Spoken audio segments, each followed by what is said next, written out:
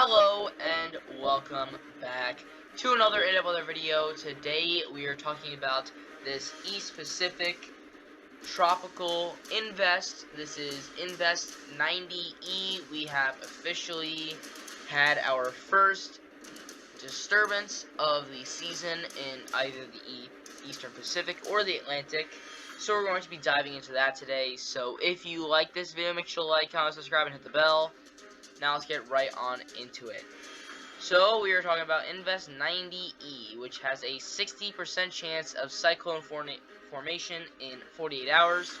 So an area of low pressure remains located several hundred miles southwest of the southern coast of Mexico. The associated shower and thunderstorm activity have become better organized since this morning, and further development of this system is expected over the next few days.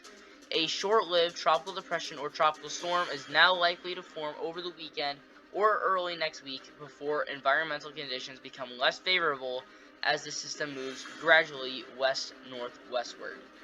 And in 5 days, the chance is high at 70%.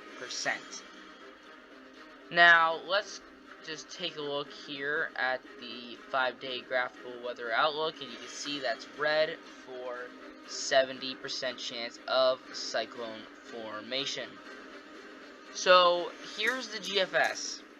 The GFS is very bearish on this. You can see low pressure really doesn't form, doesn't really want to form, and the more time this takes, the worse off this Invest is, as that low pressure is going to be moving west-northwest, and the further north it gets, the less likely it is to form. So you can see that the low pressure really doesn't form, and this just gets wiped straight off the map. So if we want to look at our hurricane models, some of them have it getting a little bit more organized. You can see some thunderstorm activity rotating. Now this isn't very, tropical storm-esque. This is more tropical depression-esque. But then you get further into the evolution here, and it starts to strengthen a little bit. And at that point, you can see a little bit more of that rotation, clear, defined rotation there. This is probably the best looking picture to me. You can see that there's a clear, defined center. You have bands reaching out from the center of the storm. It just looks very well defined. Now, this is the HWRF hurricane model, and it probably shows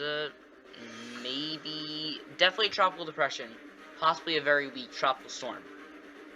Now, if we go to the HMON model, let's go all the way back here.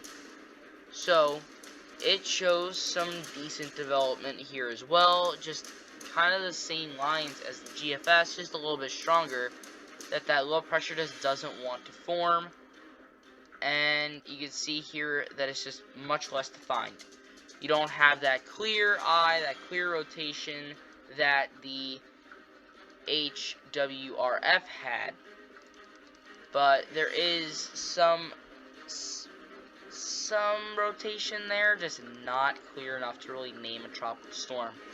So we have our eyes on this storm system. I've been checking it after every model run, and it just seems like the models are just not very confident that this forms.